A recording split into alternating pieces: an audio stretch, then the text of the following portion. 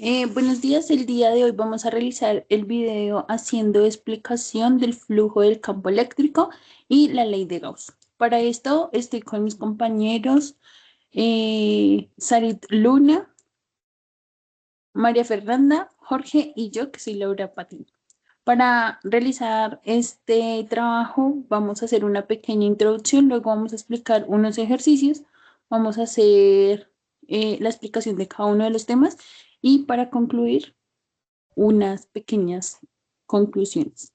Entonces, para iniciar, voy a dar una pequeña introducción de este tema para tener un poco más claros los conceptos y asimismo, pues, realizar los ejercicios con la teoría un poco más clara.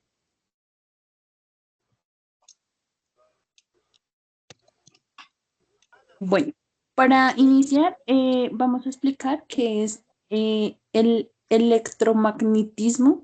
Para esto es una de las ramas más importantes de la física. Dentro de ella, pues obtenemos el campo eléctrico, que es fundamental para entender cómo se interpreta la carga entre sí. El flujo del campo eléctrico nos ayuda pues a visualizar cuántas líneas de campo atraviesan una superficie. Es como encontrar cuánta energía eléctrica cruza dentro de una región o un espacio.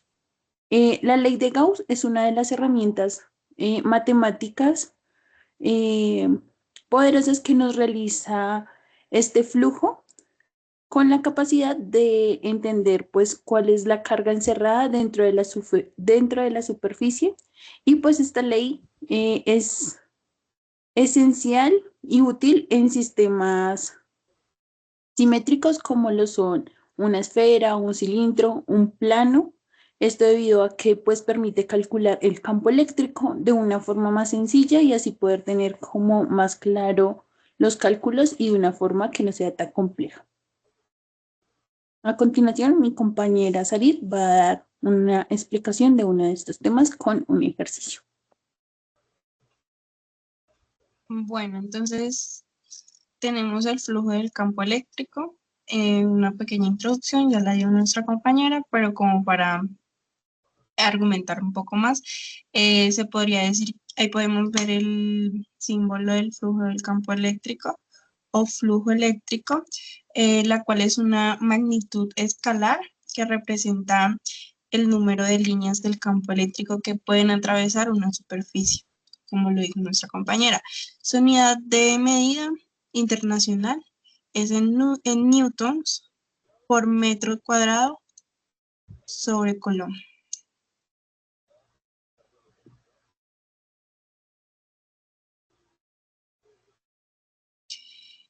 Entonces tenemos la fórmula. Entonces la fórmula del flujo eléctrico es campo eléctrico por A, que es el vector del área en metros cuadrados de la superficie dicha. Esta se multiplica por el coseno del ángulo entre el campo y el vector normal de la superficie.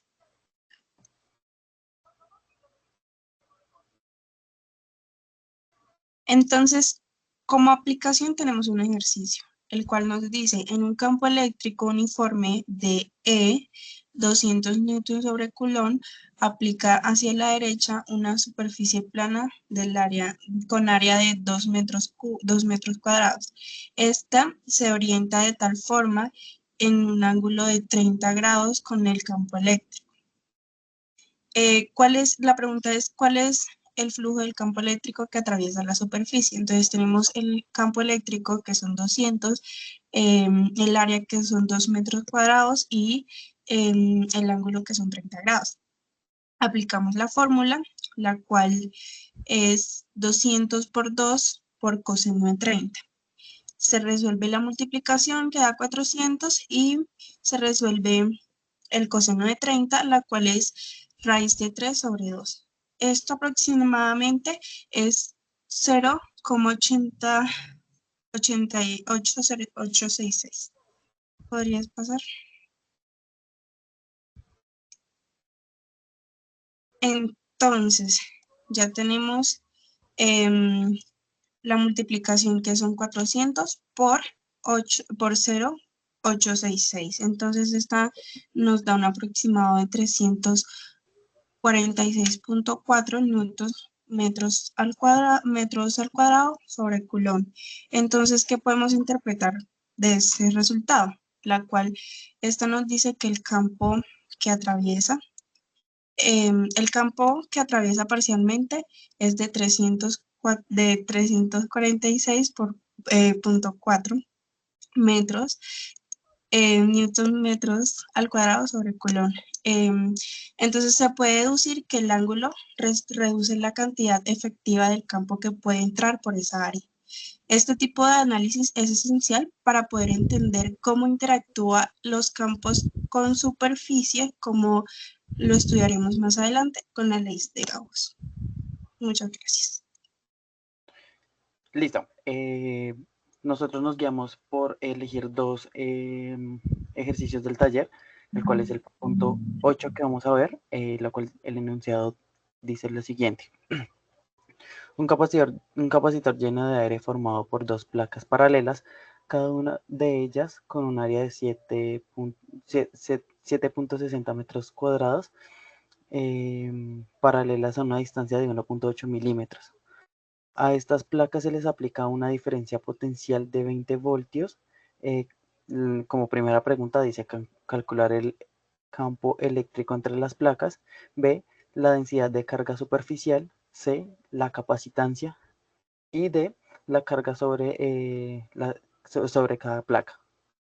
Entonces, en este caso, como ya habíamos evaluado los conceptos anteriores, tenemos que, haciendo la conversión de la fórmula, tenemos el 20 sobre el 1.8, que este sería el valor en milímetros por 10 a la elevado a la menos 3, ¿sí?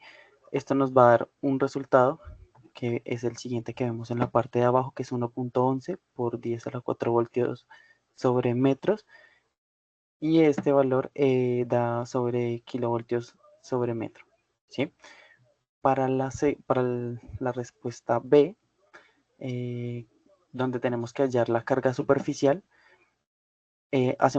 despejamos los valores anteriores, los cuales nos da 8.85 por 10 a la 12, que es el valor del enunciado, con el valor que nos da, que es de 1.11 por 10 a la elevado a la 4, ¿sí?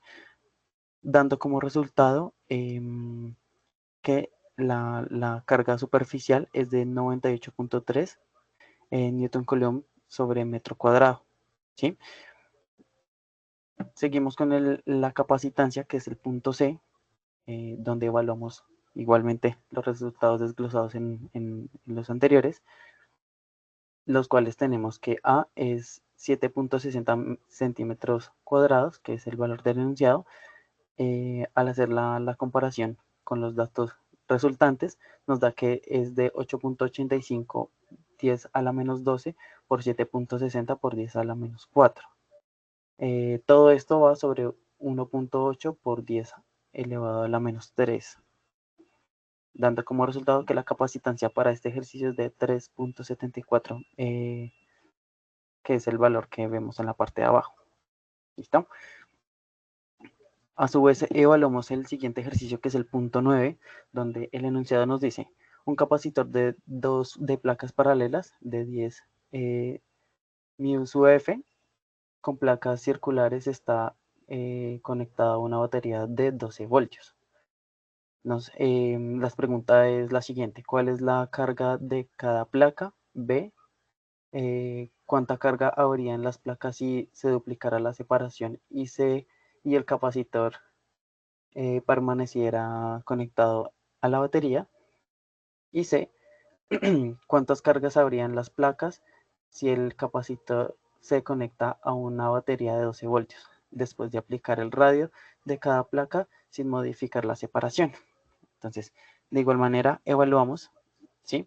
Tenemos que el capacitor de las placas, la respuesta 1, que es cuál es la carga en cada placa, tenemos los valores que nos da el ejercicio, que es 10.0 por 10 a la menos 6 por los 12 voltios, que es lo que vamos a evaluar, ¿sí?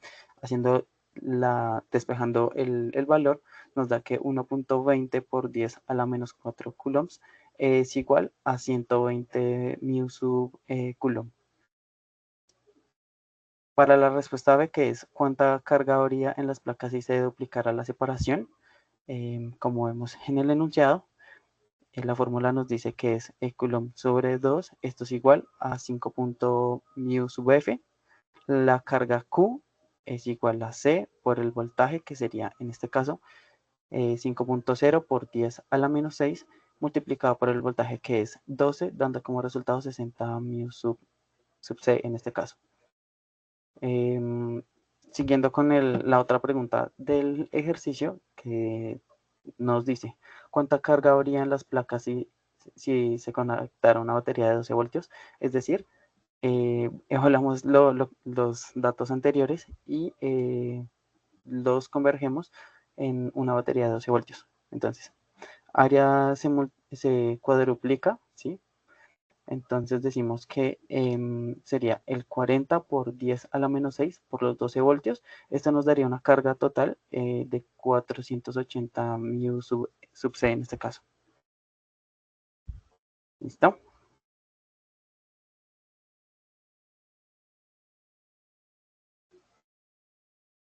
Continuamos con la aplicación de la ley de Gauss y conductores y aislantes, perdón. Perfecto, bueno, en este caso contamos como tal, efectivamente, como le dijo mi compañero Jorge, con la ley de Gauss. Sí, voy a empezar como tal con el contexto general. En este caso podemos observar la fórmula, sí, que la ley de Gauss básicamente establece que esta fórmula que vemos aquí significa que el flujo eléctrico total a través de una superficie cerrada, que vendría siendo representada por la S, es igual a la carga neta dividida la carga como tal intencional por la permitividad del vacío, que se vería reflejado en la letra E sub 0. ¿Listo? Permítame un momento, por favor, que no estoy viendo muy bien la pantalla. No sé si se trabó. Espera un momento. Ya, ahora sí. Listo. Bueno, entonces en este caso vamos a empezar con la aplicación de los aislantes dieléctricos. Voy a explicar cada propiedad que tiene este tipo de, pues digamos que de conductor, ¿sí? Por decirlo así. Entonces, para la aplicación de aislantes dieléctricos contamos con la propiedad más importante de los aislantes, que son las cargas pueden estar distribuidas en el volumen y no solamente en la superficie. Adicional, como tal, no hay movimiento libre de cargas como en los, básicamente que en los conductores. Listo. Listo. Para la segunda, como tal, tenemos la aplicación de conductores.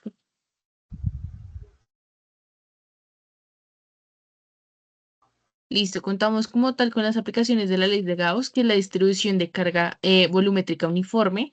En esta parte, como tal, decidimos representarlo para una esfera de radio R con una densidad de carga P. Si se toma como tal una superficie gaussiana de radio menor a R, sería la siguiente fórmula que están viendo ahí, ¿sí? La carga negativa igual a P por 4 sobre 3 pi al cubo, ¿sí? Como tal, esto muestra que dentro de un aislante con carga distribuida, el campo aumenta, digamos que linealmente, con la distancia en el centro. Para entender un poco, digamos que R superior a R, sí, al radio, el campo se comporta como si toda la carga estuviera concentrada en el centro, igual que con el conductor. ¿Puedes seguir con la siguiente, por favor?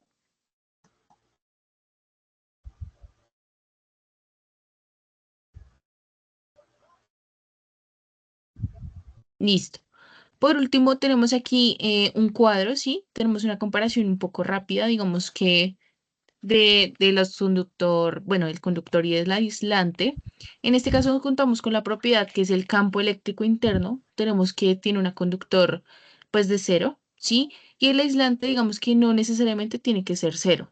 Ya para la carga, contamos con un conductor de que solamente es en la superficie externa y con el aislante puede estar distribuida como tal en volumen, pues por todo el conductor. Para la tercera propiedad contamos con el uso de la ley de Gauss. Para un conductor es muy útil, ¿sí? Tiene alta simetría y pues digamos que funciona muy bien. Para el aislante es útil solamente si la distribución es uniforme o simétrica. Gracias. Listo. Y ya teniendo como esto un poco más claro, tuvimos unas pequeñas conclusiones en donde pudimos darnos cuenta que pues el flujo eléctrico y la ley de Gauss son dos herramientas esenciales para describir el comportamiento del campo eléctrico en distintas regiones del espacio.